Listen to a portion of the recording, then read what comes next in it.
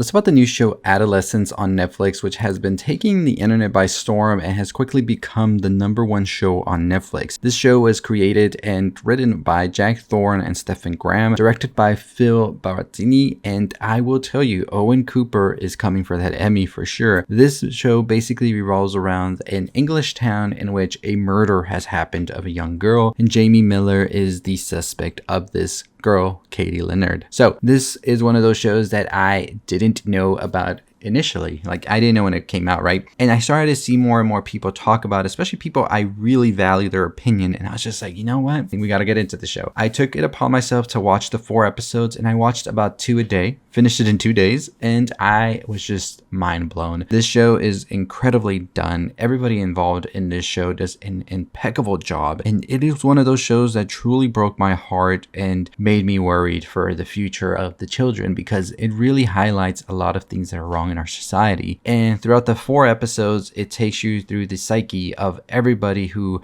is like involved, but also everybody who is impacted by the horrendous acts that Jamie Miller commits. And I was just so taken aback by how beautifully crafted it was. The dialogue is written impeccably, and all of these episodes are one-shotters, and they just work so well. There's one in particular in episode 2 that was just so outstanding and breathtaking to see towards the end. Let's get into the show, the whole premise of it, the ending, what it means, and where do we even go from here after a show like Adolescence? Is the future saved? Is this a great warning, or do we need to do more in our society to prevent these things from happening? So basically what you see here is at the beginning of episode 1, Jamie Miller is taken by police because he is under suspicion of murdering his classmate Katie. And we see that the father is in disbelief that this would happen. By the way, Stephen Graham, who is the creator and writer, was playing the father here, Eddie Miller. And his family does not want to really come to the belief that Jamie could have done such a horrendous crime.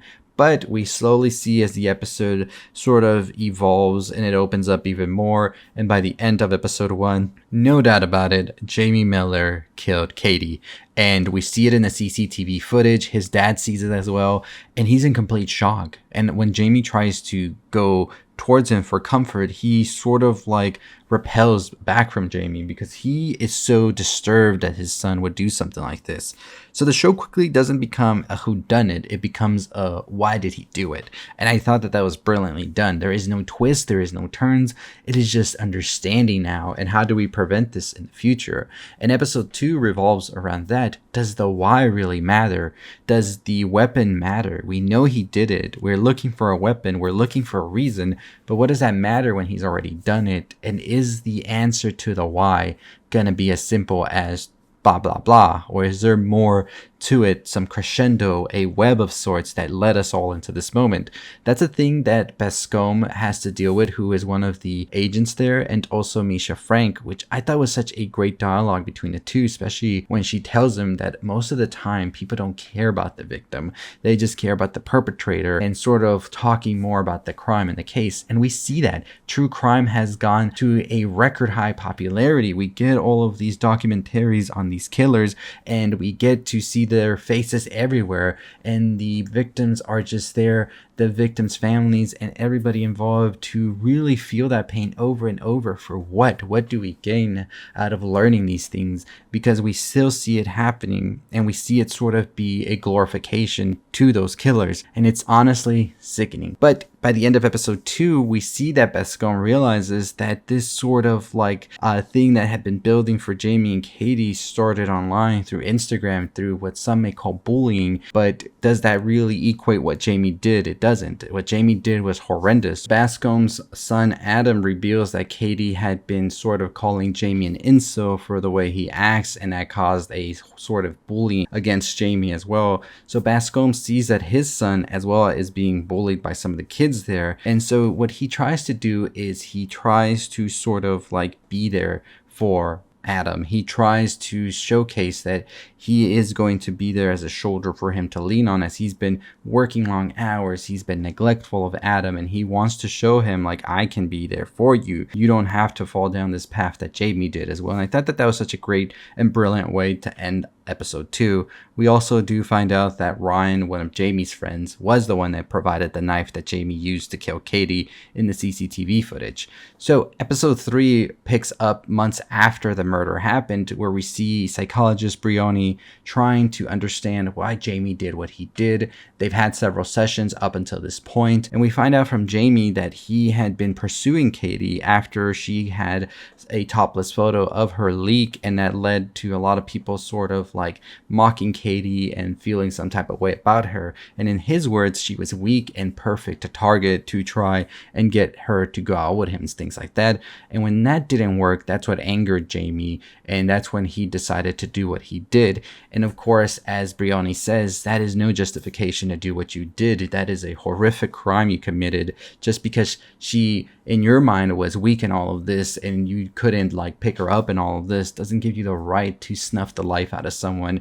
And it's just sickening seeing Jamie, how he acts and treats Brioni as well. But I think we see that he really does slip up at a point when he just says that he did this and gives an accidental confession of sorts out of his outburst that he has towards the end, which leaves Brioni shaken and ends all of the sessions. And she just says that now he just has to await trial. We see as Brioni there silently just cries and is just sickened by everything, including even touching the sandwich that Jamie bit off of, because I think she just witnessed just how evil and how calculative and manipulative Jamie really is, and what led him to do the horrific crime he did as well. And I think that just left her very shaken as well. Months after this, it's 13 months now, it is the father's birthday, and they're waiting for Jamie's trial, and they're trying to have a good time, but then we see that his van gets spray painted that he uses for work, so he decides to go out to buy some paint with the family to cover it up. But this is where he sees a Jamie supporter working at the store who says that they are okay with what Jamie did, and there's a lot of people backing him up, and that he can start a crowdfunding in order to get money for his trial and lawyers and all of this. Eddie is disgusted by this, that people would even support what his son has done, even because he knows that his son did it deep down. But how can you be there and support what Jamie did to Katie? Is just despicable and has no reason to be celebrated or reasoned with. It is just a despicable crime. We see as he totally just breaks down when they go back home, especially after Jamie calls him to announce that he's just pleading guilty at this point. And they just try to come to terms with what happened with Jamie and his upbringing to lead him down the path that he has been led down. Did they go wrong? Did they work too much? Did they shelter him too much? Was it a mistake getting him the computer, leaving him alone unsupervised on the internet? Was he better off just going outside and playing with the other kids than being cooped up in his room and just consuming all of this vitriol and all of this disgusting things that we see on social media ourselves with the manosphere and with the quote-unquote red pill? Andrew Tate is even mentioned in the series, and we just see the father and the mother just come to terms that it's just maybe out of their own control as well, but maybe they could have put in an extra effort in there. And I thought that that was such a poignant moment in the show. Truly devastated me, honestly. But we finally see that Eddie tucks away Jamie's bear, which is pretty much the final remnants of his innocence and all he has left of his son, who probably will serve a life sentence in prison now as the series concludes. And so I think the biggest question is, why does Jamie decide to plead guilty at the end of the show? And I think the only thing that you can really come out of that is that he sort of found a notoriety, right? We do see it at the shop with the guy who says that he would support Jamie and others would online as well. So if Jamie were to hear wind of this, then he would feel some sort of like infamy with his name now, that he is sort of seen as this martyr, as this sort of idol to these people. And that could be a reason as well. Another reason as well, I think, is that he just wants to completely end all of this and just take what comes with the punishment, sort of accepting he has done this throughout the whole season. He had been denying and denying and denying. Almost a year later, he's basically like, well, I did it. What else am I going to do, right? I accept that I did this, and sort of sees him sort of go away in a way into whatever lies ahead instead of just being at the circle of it. And it sort of puts a completion for the family as well. And the showrunner basically said that it's sort of like Jamie was on life support to the family. They didn't know he was going to make it or not, but now hearing him say, "I'm guilty, I did it," sort of makes him dead, and they don't have to sort of worry. Now they can mourn, they can grieve, they can sort of push everything they already have about this situation to the side and look forward to where they go next. And I think that's what the pleading guilty basically means at the end. Jamie has sort of accepted his fate, and maybe even accept it with open arms as well, and sort of take that infamy and notoriety that it comes, and now the family can move forward because Jamie's pretty much done. So overall, I thought it was done amazingly. The one-shotters, the directing, the acting here. This is a show that I don't have any notes, honestly. Just devastating, phenomenal, and just incredibly well done. I think a big question that the show tries to ask us is what leads Jamie to kill Katie, right? Is it outside forces? Probably. Is it online material that he consumes that makes him hate women and see them as inferior, and when they don't give him his way, then he can act out on it? Probably. Is it the lack of parenting, whether it's parenting that is too strict, parenting that is too lax? As well, it could be influences from friends and all of that. Yes, possibly. And I think that's what the show is trying to say. There's so many outside factors that contribute to this. As a society, we are in a place where maybe these ideas to many feel like the norm, or to some that feel that they've been sort of ostracized from society, they feel like a comfort in them knowing, oh, it's not my fault, it's their fault. And this victim blaming and this pointing fingers that we see a lot. And even if we take it out of just the situation with Jamie and Katie and the incel culture and all of that, I think we see that a lot in our society. When times are rough or tough due to especially monetary issues, class systems, just gender inequality, it's always best to just point the finger, right? Oh, these people have it better because they have these initiatives that give them an upper advantage from me, and I want them to lose that, and maybe I want to hurt them because of that and want them to have less opportunity than I do. But we don't really see that it's truly at the top that is really manipulating these things and has people going up against each other.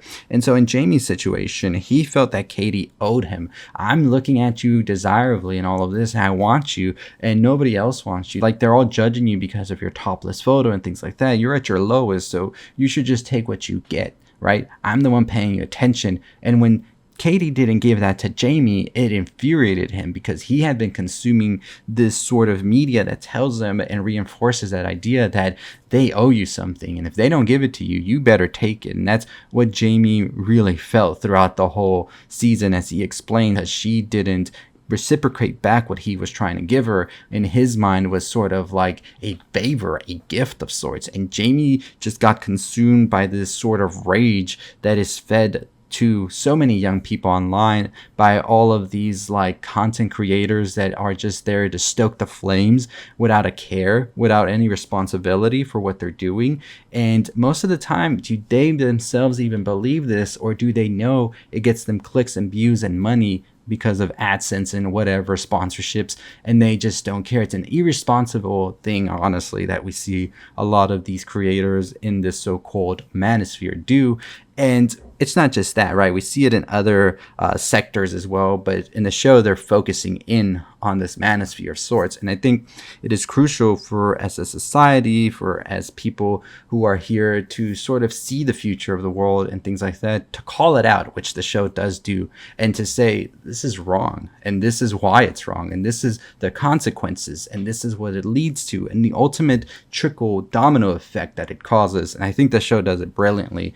And also really puts a focus on not just what happens to Jamie, because Jamie does go to jail and all of this, but it shows what happens to everybody else around, from it affecting the officers, the detectives who are looking into it, to his family, to the psychologist, and to just everybody outside as well, looking into this family and what has happened, right? Because everybody feels some type of way about it. Some people hate the family, as we see. Some people think Jamie is the victim. They sort of paint him as an idol, as a martyr, as we saw the guy at the store did tell Eddie, like, we have a group online that can help Jamie crowdfund and all this.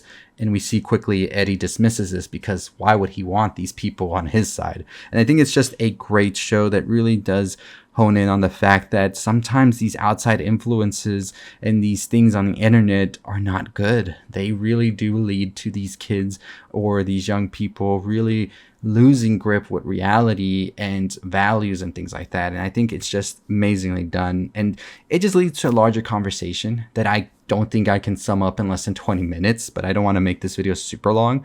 And I think I just want to contribute myself and my opinion to the larger conversation here, that some of these things online do pollute the minds of so many, and it really blinds them to see the true in the world, right? And I think growing up, I know it's always said by every generation, it's harder, but I do see it being hard to be a kid nowadays, especially if you're on social media and you're just like inundated with all of these different talking points and these very toxic things that pop up online sometimes. The way they talk about certain groups and sort of blaming them for what's wrong with our society and all of that is just so incredibly disheartening to see. And one can only hope that moderation and sort of being there as a society and the village can raise a child over time could work, but as the show showcases, sometimes it's just a lot, and it is something that I think would be better if more people were aware of it. And I hope the show does bring more people awareness to what's going on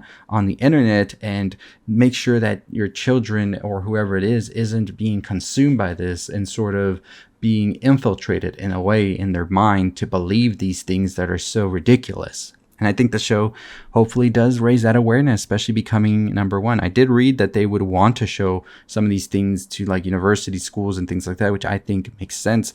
And I think more parents need to watch this to be on the lookout for these signs. But let me know what you think about the show Adolescence. I went on about it, but it is something important, I think, and I did have to make this video for that. But as always, that is going to do it for me. Let me know your thoughts and opinions on the show, on its ending, on its themes, and all of it that it's about. And we do have some more videos coming your way this weekend. Don't miss out on it by hitting that subscribe button, notification bell, on the road to 40,000 subscribers. Let's get to it. I'll see you next time. Stay safe, stay positive.